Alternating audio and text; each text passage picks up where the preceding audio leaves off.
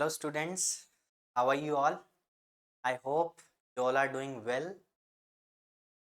So in the previous class, what we had discussed, previous class we had discussed the syllabus and the paper pattern.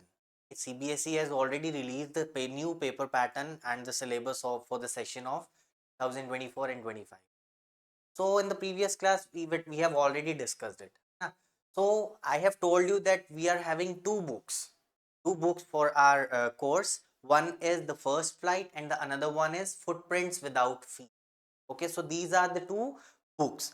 And in the first flight, I have already told you that we'll be having some chapters along with the poems. Okay, so from today onwards, in today's class, we are going to start with the course. Okay, and first of all, we'll go with the poem, and the name of the poem is Dust of Snow. Okay, so this is the name, Dust of Snow, and the poem has been written by a very famous poet, and the name of the poet is Robert Frost. Okay, so this is a very good, it is a very good poem. Okay, why it is a very good poem?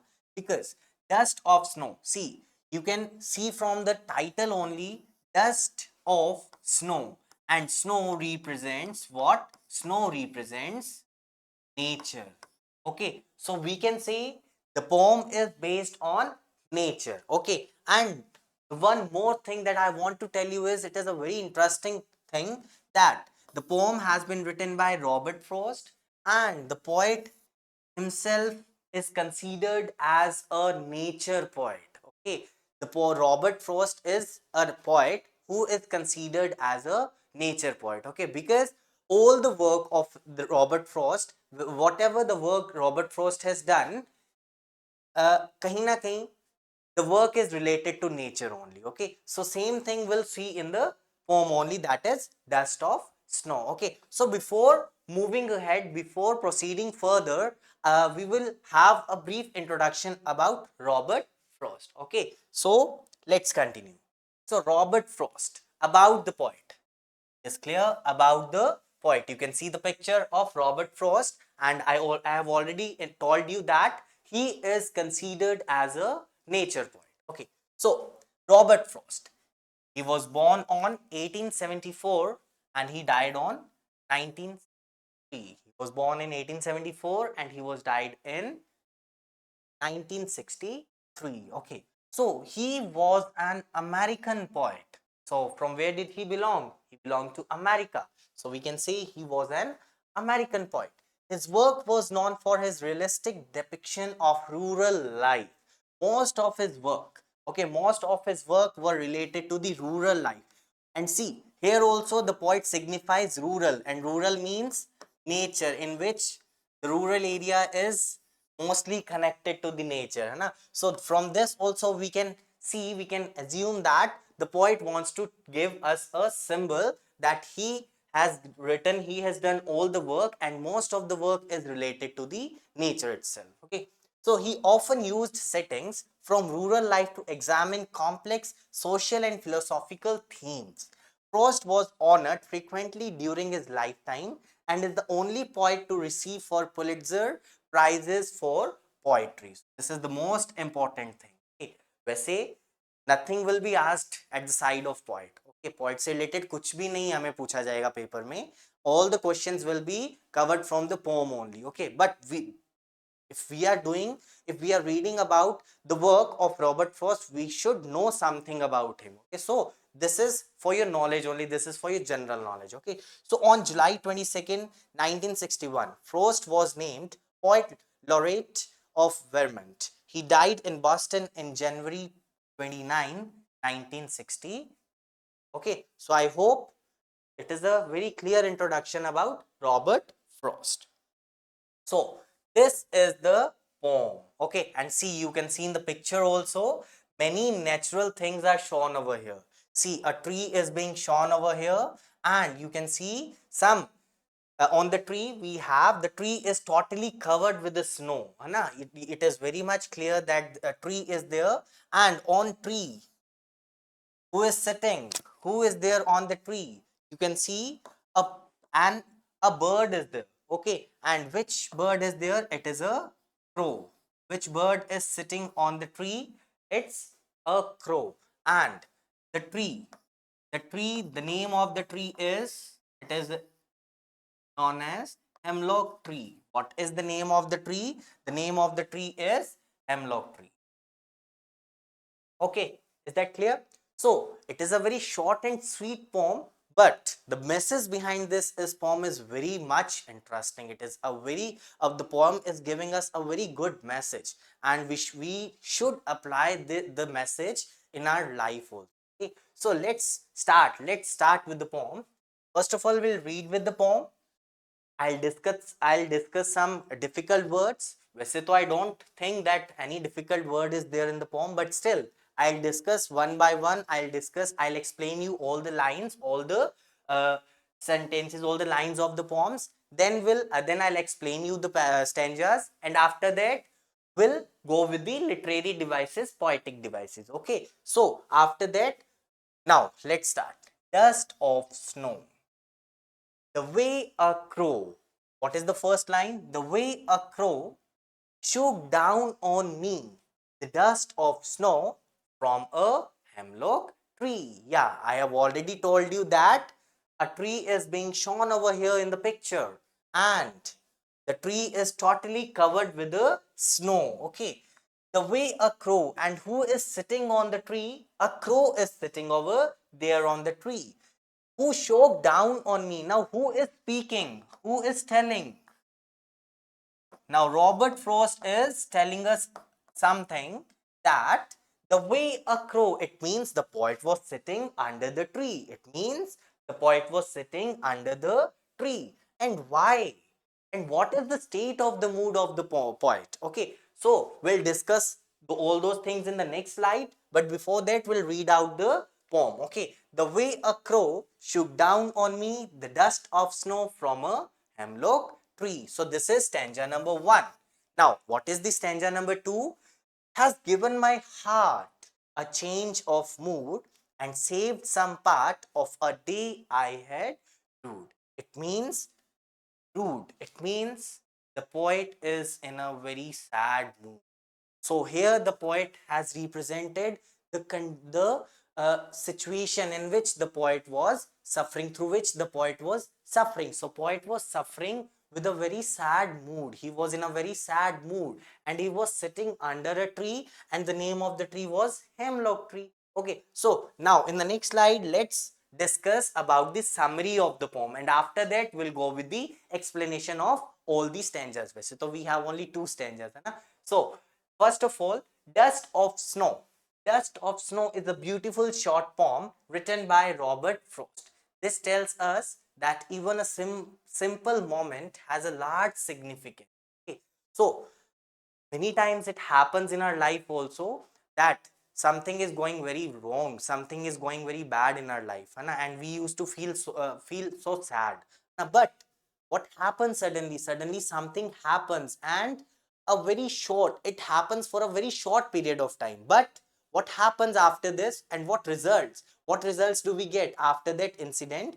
The incident changes our mood, na? Many times, see, I have observed, I don't know whether you have observed or not, but many times it happened with me also, that I was sitting in a very sad, and I was sitting in a very quiet mood, but suddenly something happened in my life, and the incident totally changed my mood. Okay? And after that, I keep on thinking that why I was like I spent my time in that sad mood. है ना? So let's continue. Let's come back to the topic. Dust of Snow is a beautiful short poem written by Robert Frost. This poem tells us that even a simple moment has a large significance. Sometimes simple moments, है ना, we think it that it is not very necessary. ये जो life का time है, ये बहुत जरूरी नहीं है ना? But it has a large significance, but it has a large meaning in our life.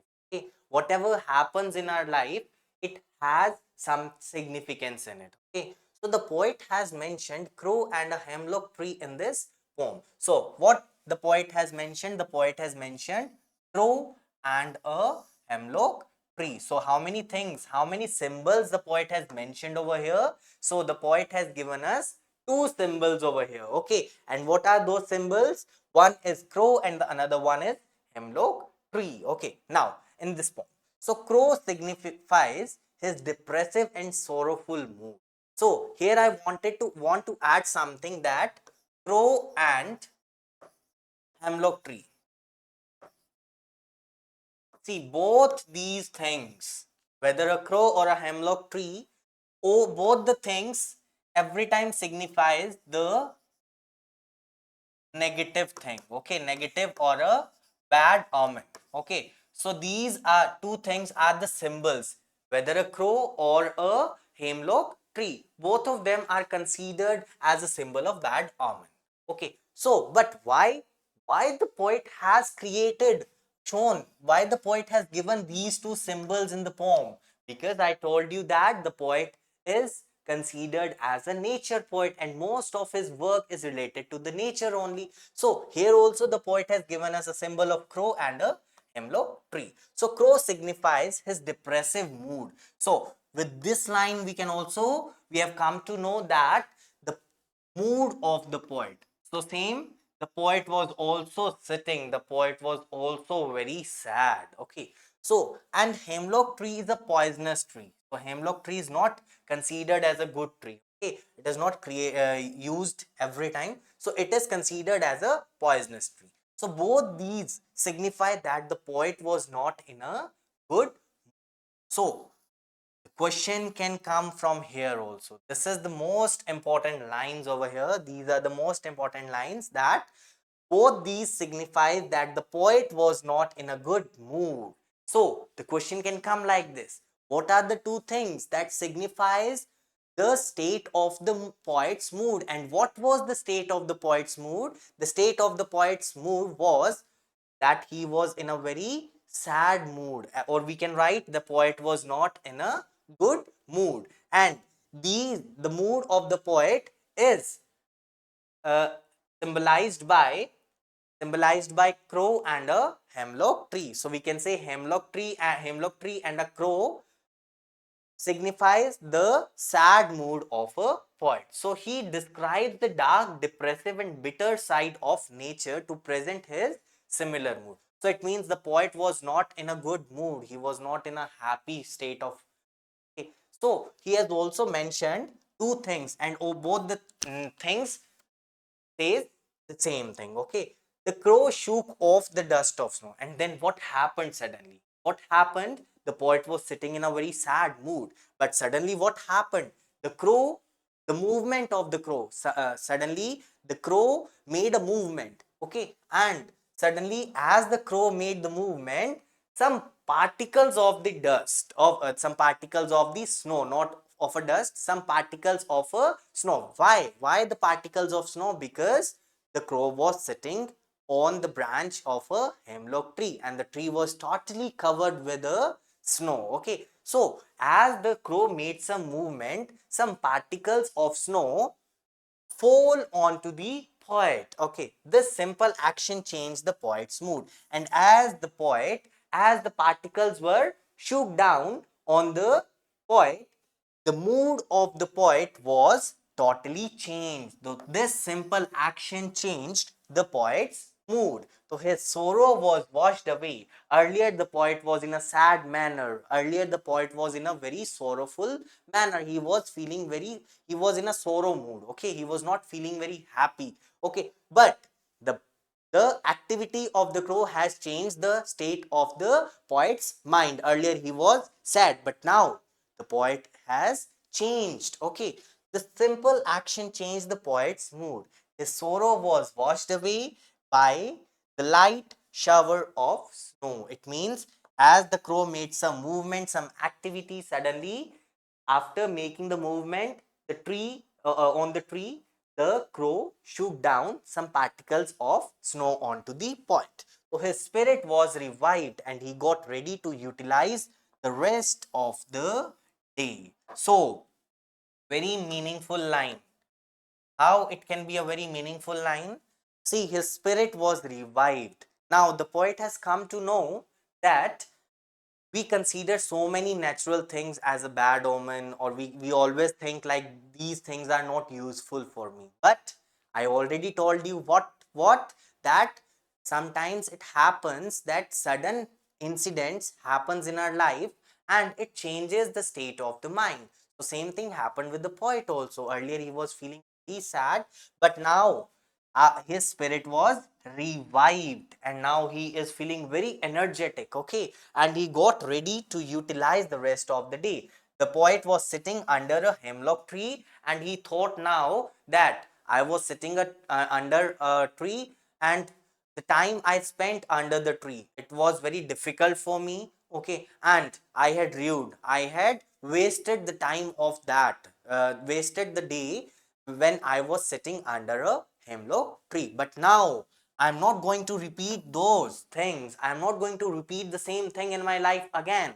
Why? Now the poet says that I'm going to utilize my rest of the day, and the remaining part of the day will be utilized by me in a very happy mood because I am now feeling very energetic and I am now revived. Okay, so I hope the summary is totally clear to you. Okay, so come to the next slide. Coming up to the next slide, let's discuss with some glossary. Okay, dust of snow. Dust of snow means, see, we have already discussed that particles of snow, small particles of snow. Then hemlock tree, white flowers. Okay, hemlock, white flowers. So a poisonous tree with white flowers. So hemlock is the name of a tree. Okay, and the tree has some white flowers with it. Okay, then rude means held in regret. It means the poet was feeling sad and now after feeling revived, now after being revived, the poet is saying, the poet is feeling regret that as I was sitting under a tree and the time that I spent under the tree, I am feeling regret that I have wasted the time of my day by sitting under a. Okay, so these are some of the difficult words, but I don't think so that these are somehow difficult. Okay, now let's go with the what? Let's go with the stanzas. Okay, now first line: the way a crow shook down on me a dust of snow from a hemlock tree. So let's continue. The poem is set in a scene. So let's discuss. Let me tell you something. See, this is a tree, okay, and it is a hemlock tree. Hemlock tree, okay, and so many branches are there on the tree. Don't go with the drawing, okay. My drawing is very nice and very beautiful, okay. So hemlock tree, so many branches are there. Here the crow is sitting, okay, and here the poet Robert Frost is sitting, okay. So Robert Frost is sitting over here. He is in a very sorrow, was in a very depressive mood, he was in a very sad mood, okay. So the tree was totally covered with what? The tree was totally covered with snow. The tree was totally covered with snow. Okay. So the poet was feeling very sad, but something happened. The crow made a movement and suddenly the particles of snow fell onto the poet. Okay. And the poet's sorrow mood was changed into happy mood. And now the poet is feeling very happy. Okay. Now the poet is feeling very happy. Okay. So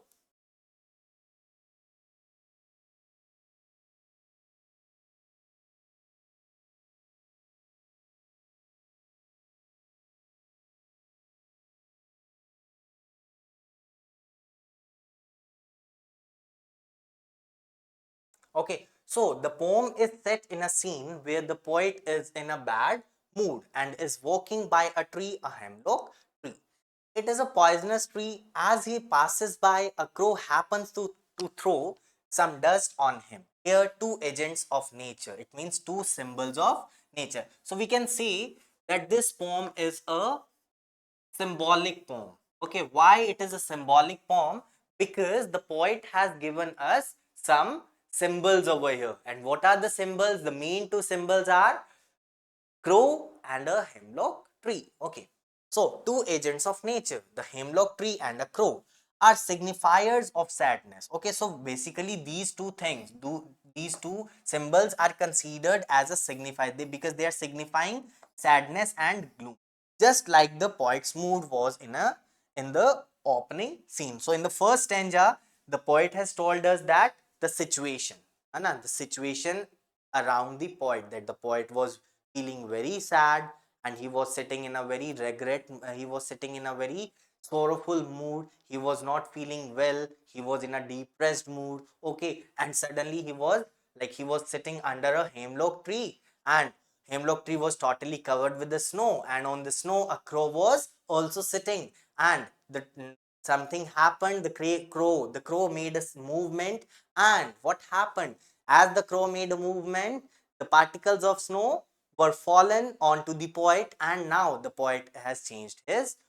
Okay, so in the next stanza, has given my heart a change, okay, of a day I had wrote. So the paragraph is not complete. Okay, so for reasons unknown, the author was having a terrible day. It means something might be something happened in poet's life, and just because of that the poet was not feeling happy, but we'll not go for that because it is not mentioned in the poem and we need not to know. हमें जरूरत भी नहीं ना वो जानने की. So but the falling of the snow on his shoulders lifted his mood instantly, and as the poet shook down the dust or other snow on him, the mood was instantly changed. He had already spent his day in a bad mood, but the rest of it was saved by the crow and a hemlock tree.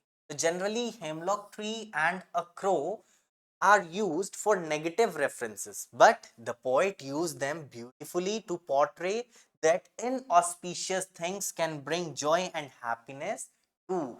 So basically, the poet wants to emphasize over here that nature doesn't see bad omen, negativity. These things are created only in a human's mind. Okay, nature is never divided into some positive things or a negative things. Nature itself never divides it. It has been, they are divided by human beings only. Okay, so the poet has commented over here what, that sometimes we think that these things are not good for us, these things are not considered positive for us, these things doesn't give us positivity, but in actual but in the reality sometimes those things provide us some good things, those things give us happiness in our life. Okay, so and crow are used for negative references, but the poet used them beautifully to portray that inauspicious things can bring joy and happiness too.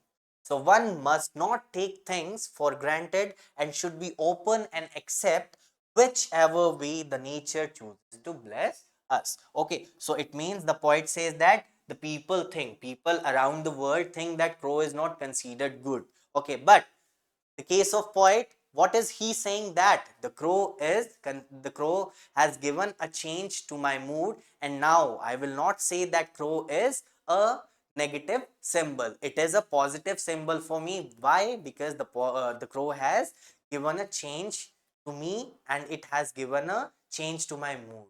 Okay, so the poet was trying to rude, the day was totally rude for him, but just because of the crow and the hemlock tree, the poet was able to spend his rest of the life, his rest of the day in a very happy mood. Okay, so I hope both these stanzas are totally clear to you. Okay, so now the next slide.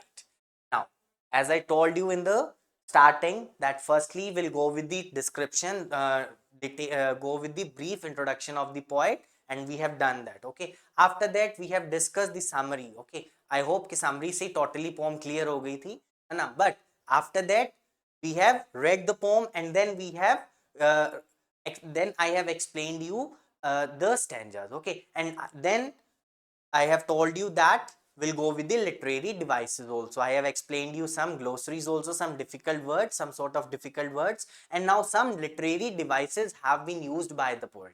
Okay, I hope कि आप सबको पता होगा कि what are the literary devices. See, some of the we can say that in the writing portion, in the literature portion, to make uh, the work very interactive or attractive, है ना? The poet uses some of the devices, some of the creativity. So we can say all those devices are known as literary devices. Why it has given a name of literary? Because the poet used all those devices by in writing their poems or chapters or a stories, okay, or a fiction.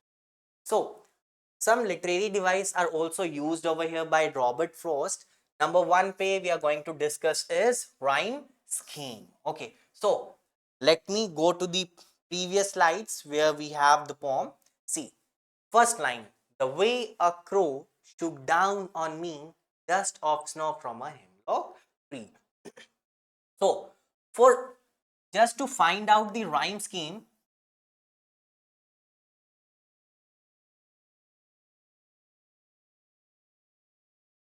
just to find out the rhyme scheme, what do we have to do is, we just have to find out the last word. Just underline the last word. Okay, crow, me, snow, and tree. Okay, so how many lines do we have? We have 4 lines in the. Okay, how many lines do we have in the first stanza? Stanza number 1, we have 4 lines. Okay, and we have the ending words also. And what are the ending words? The way a crow shook down on me, the dust of snow from a hemlock tree. So just go with the pronunciation, go with the sound. Crow. What is the sound? It's crow. Then we have me. Then we have snow. And after that we have tree. Okay. So the sound of crow, can you identify? Do we have any resemblance? Do we have a same sound of crow in all those remaining 3 lines? Yeah, we have the same crow and snow. Is that clear? See, crow and snow, both the words are giving us a same sound. Okay, so A will be written like this only, B will be written like this only, but now the sound of C is resembled किसके जैसी है? A के according. So C will be replaced by A. Is that clear? Then come to the next one, B. Me. And then we have snow. हमने इसको already convert कर दिया. It has already been converted. Me and tree. So can we do this? Is that the same sound? Yeah, the sound is same. Me and tree. Don't go with the spelling. Okay, don't go with the spelling. We just have to find out the pronunciation and the sound. Okay, so the sound is very much clear. It is very like same. So me and tree. So D will be replaced by B. So what will be the rhyme scheme? The rhyme scheme will be A B A B. I hope it is very much clear. Then come to the next one. Has given my heart a change of mood and saved some part of a day I had. So this is your homework now. Okay, just go with the sounds, underline these words and go with the sound and try to find out the rhyme scheme. Okay,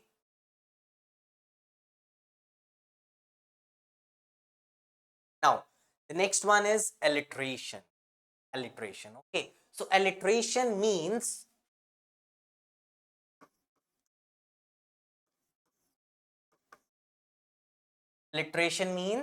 repetition. Okay, alliteration means repetition, but of what? Repetition of letter. What is an alliteration? Alliteration is a device that shows us that the poet has repeated a sound or a letter sound. I'll write down sound over here. The poet has repeated the sound over here and the sound comes from a particular letter. Okay, so if the sound is being repeated, it is being used for so many times. If it is being repeated, we can see that it is not called repetition, it is called alliteration. What is it called? Is called alliteration. So can we check? So let's check the occurrence of same letter or sound at the beginning of adjacent or closely connected word. See, has given my heart, H. So which sound is being repeated? her sound is being repeated, or we can say the sound of H is being repeated over here. Okay, then and saved some part S. So the sound of S is being repeated. Okay, so here we have alliteration. Then enjambment, the most important. Okay, alliteration, enjambment, assonance. Okay, these are the very important literary devices the poet has used over here. When the same sentence continues to the next line without the use of any punctuation mark. What are the punctuation marks? I hope you guys must be knowing that what is the punctuation mark, but let me tell you. See, this is this is called full stop, then we have comma, then we have this, then we have an exclamatory mark, if we have question mark, है ना? So many marks are there which gives a pause to the sentence or gives a special sense to the sentence. Okay, if I want to show the excitement, if I want to show the sorrowness, okay, so we are required to use some different marks over here. Okay, so those marks are called punctuation marks. Okay, so when the same sentence continues to the next line without the use of any punctuation mark, it means in the basically we can say when more than more than one or two lines are used without using any of the punctuation mark, it is called as enjambment. Okay, so same thing we have over here also, it is called enjambment. It has been used throughout the poem. So let us check whether it is used or not. Yeah, the way a crow, let me erase it. Now it's clear. Huh? Yeah. So the way a crow shook down on me the dust of snow from a hemlock tree. So do we have any punctuation mark? No. No.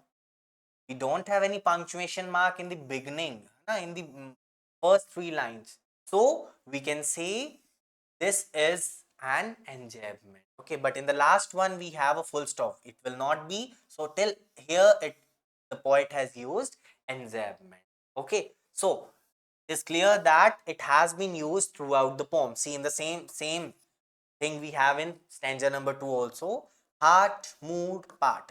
But see, we don't have any of the punctuation mark in first three lines of this stanza number 2. Okay, so this is enjambment. Now the next one, assonance. So the prominence of a vowel sound throughout a line is called assonance. Like the prominence of vowel sounds. So do you know what are the vowels? A, E, I, O, U. These are the vowels, है ना? So here just look at over here that I am emphasizing on a sound. Okay, so it means the prominence of a vowel sound throughout a line is called assonance.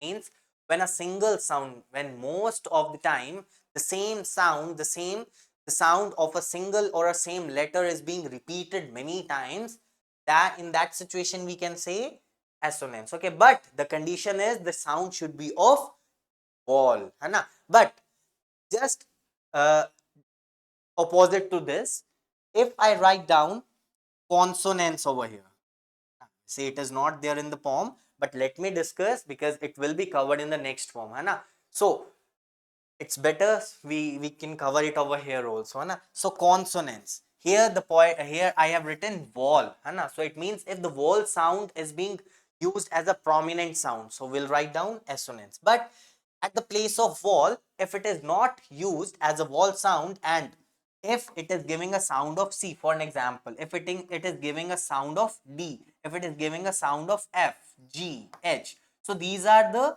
consonant. Okay, these are consonant. So if the sound of consonant is being used prominently, we can say it is known as consonant. Okay, so shook down on me, you can see the sound of O is being prominent over here. Na? It is prominent. Many times the sound of O is here, and we know very well that O is a vowel. है ना? So finally we are done with poem number 1. है ना? So the way a crow shook down on me a dust of snow from a hemlock tree. Okay, I hope the poem is now very much clear to you. Okay, so now in the next slide we have some question answers also. So what is the dust of snow? Now I hope ki you guys are able to write down. You guys are, these questions are not very difficult for you now. Okay, so what does the poet say has changed his mood? How has the poet mood changed? So what is the dust of snow? So dust of snow refers to the tiny particles of snow. The particles are so small and that poet referred to them as a dust. So the particles are being referred as dust. So till here our answer is clear. Now the next one, what does the poet say has changed his mood? Who has changed? The particles particles of snow had fallen on him, and just because of that the poet's mood has been changed, and this changed the poet's frame of mind instantly and his day got a lot better. Okay, so I'll try to share the PDF. Okay, and from that PDF you can go with the question answers. Okay, so long question is also there. How does frost present nature this form? Pretty much clear. Okay, that many symbols of the poem has been in the poem has been given by the poet, such as crow, hemlock tree, है ना? So nature, the frost, the poet has presented nature in the poem and how it is being considered by the world, by the citizens living in the world, and how now the poet has changed, and how the point of view of poet has been changed just after this incident. Okay, so this is the answer. So finally these are the question answers. Okay, so thank you. I hope home hai, it is very much clear to you.